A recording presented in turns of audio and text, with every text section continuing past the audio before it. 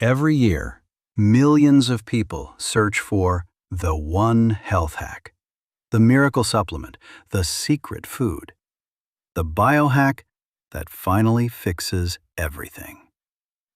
And here's the uncomfortable part. Most of that searching is wasted time, because the people who live longest, healthiest lives usually aren't doing one secret thing. They're doing 4 or 5 very ordinary things consistently. People who combine just 4 basic healthy habits cut their risk of dying early by 66%. No pill on earth comes close to that number. So today, why the one health hack is a myth, why your brain is wired to fall for it anyway, and the 5 boring, unglamorous, scientifically backed changes that actually move the needle. Let's get into it. Aging and disease risk aren't controlled by one switch. They emerge from dozens of interacting systems: your cardiovascular system, metabolism, immune function, inflammation, even your social environment, all influencing each other at once. That's precisely why single-ingredient fixes keep disappointing us in the lab. In 2022, the U.S. Preventive Services Task Force pooled data from over 700,000 people across 84 trials testing vitamin and mineral supplements. The verdict? Little to no effect on cardiovascular disease, cancer, or death in people who weren't already deficient. Some single-nutrient megadoses didn't just fail to help, they backfired. High-dose niacin, alongside statins, increased all-cause mortality risk in trials. High-dose vitamin E showed the same pattern in earlier meta-analyses. More of one isolated nutrient is not automatically better. Your body doesn't work like a car that just needs more oil. This is the part nobody wants to put in a thumbnail. There is no shortcut around the basics. But here's the genuinely good news. The basics work extraordinarily well, and they're more achievable than you've been led to believe.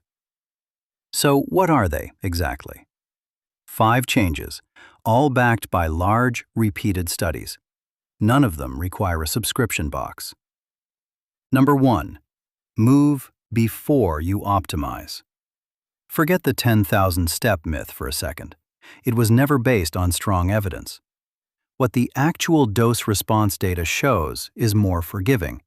Mortality risk already drops measurably from around 2,500 steps a day, with the steepest gains happening between 2,500 and roughly 8,000 to 9,000 steps. Beyond that, benefits continue, but they level off. Minimum effective dose: a 20 to 25-minute daily walk to work, after dinner, on a call, gets most people into that steep part of the curve. You don't need a marathon. You need to stop sitting for 10 hours straight. Number 2. Build your plate around whole foods and go easy on red and processed meat. What does whole or real food actually mean? It's a direction, not a list of forbidden items. Vegetables and fruit. Whole grains like oats, brown rice, rye bread. Legumes, lentils, chickpeas, beans. Nuts and seeds. And where you eat animal protein, leaning toward fish, eggs, and poultry over large amounts of red meat. That last point deserves its own moment. A large meta-analysis found that each additional daily serving of red meat was linked to a 10% higher risk of all-cause mortality. And each daily serving of processed meat, think sausages, bacon, deli slices, was linked to a 23% higher risk. Now, I'm not here to tell you never to have a steak again. I'm just the messenger of the data. And that data spans hundreds of thousands of people across multiple continents. You get to decide what to do with that information. What the science recommends is not elimination, it's moderation. Keeping red meat to a few times a week at most, favoring unprocessed cuts over packaged deli meats, and building the rest of your plate around plants. And ultra-processed food connects directly to this picture. Not because of scary-sounding ingredient names, but because of what these products lack and what they pile on. Ultra-processed products tend to be high in added sugars, saturated fats, and salt, while being stripped of the fiber, protein, and micronutrients that keep you full and support your metabolism. Research confirms that the more ultra-processed food people eat, the less fiber, potassium, magnesium, and key vitamins their diets contain, and the more sugar and total fat. There's a behavioral effect, too.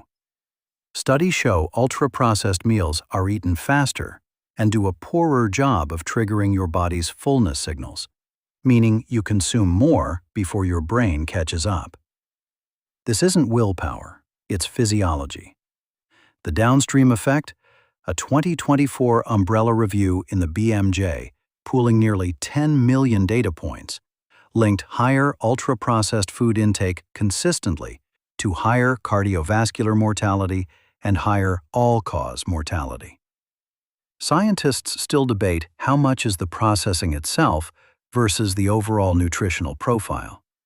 But the net signal is remarkably consistent. More ultra-processed food, worse outcomes. Minimum effective dose. Replace one ultra-processed meal a day with a whole food one. A lentil and vegetable stew instead of a packaged ready meal. A bowl of oats with plant-based milk, berries, and a spoon of nut butter instead of a cereal bar. A chickpea and tomato curry over brown rice instead of frozen pizza. Want a snack between meals? Have some fruit. Small, repeatable swaps, not a full pantry overhaul. Number 3. Protect your sleep window. Sleep is the recovery system every other habit depends on, and the data on it is remarkably consistent.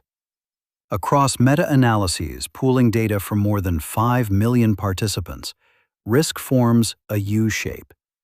Both under 6 hours and over 9 hours of habitual sleep are linked to higher mortality risk, with the lowest risk sitting around 7 hours. Minimum effective dose. Pick one fixed wake-up time, 7 days a week, and protect a 7 to 8 hour window around it. Consistency matters as much as duration. Number 4. Build real social connection. This is the most underrated longevity lever of all 5, and one almost no supplement ad will ever mention. A meta-analysis covering over 300,000 people found that strong social relationships were associated with a 50% greater likelihood of survival, a magnitude comparable to quitting smoking, and larger than the effect of many medications. Minimum effective dose. One real, undistracted conversation a day, in person or by call, not text. Plus, one recurring social commitment a week, like a class, a team, or a standing dinner. Number 5. Subtract the 2 biggest silent risks, smoking and excess alcohol. Sometimes the best change isn't adding something, it's removing something. Across the large combined lifestyle studies, smoking and heavy alcohol use are consistently among the strongest individual predictors of earlier death. This one can be hard to hear, especially around alcohol, where moderate drinking culture runs deep. Again, I'm not telling you what to do with your evenings. I'm telling you what more than 2.5 million people's data consistently shows. You get to decide what to do with that information. Minimum effective dose. If you smoke, any reduction towards 0 compounds in your favor immediately. If you drink, lowering your weekly intake even modestly measurably shifts your risk curve in the right direction. Here's the thing. None of these 5 changes are impressive on their own. They won't make a viral thumbnail. But stack all 5 together, and the data says something remarkable happens. In a moment, I'll show you exactly what happens when you combine these habits, and why that combination beats almost everything sold to you as a hack. If you want to integrate steps like this into your daily routine, consider subscribing. We break down the science of longevity every week, so you can build a measurably healthier lifestyle. Remember that number from the start? 66%? That's the drop in all-cause mortality risk for people combining 4 or more of these basic habits, compared to people doing almost none of them. And in a separate analysis of over 2.5 million people, those living the healthiest combined lifestyle had less than half the risk of dying from any cause compared to those living the least healthy one. No supplement aisle has ever produced a number like that. But here's the part that requires some honesty with yourself. The most effective changes on this list are not the easiest ones. Cutting back on red meat and processed meat is uncomfortable if that's what you're used to. Reducing alcohol is uncomfortable if it's woven into your social life. Walking every day is uncomfortable if your schedule feels full. These aren't the exciting hacks. They're the unglamorous fundamentals. And that's exactly why most people skip over them and go looking for something easier. So if you're still searching for the one hack that changes everything, stop. The data has already answered that question. Start with the uncomfortable thing you've been avoiding. That is the hack. And once those basics are genuinely working, once the sleep is consistent, the plate looks different, the walk is a daily non-negotiable, then you build. You don't go back to hunting for shortcuts. You add the next layer: structured exercise, strength training, stress management. The basics don't get replaced. They become the foundation everything else stands on. There's a Stoic principle that fits here. You don't control how long you live. You control what you do today.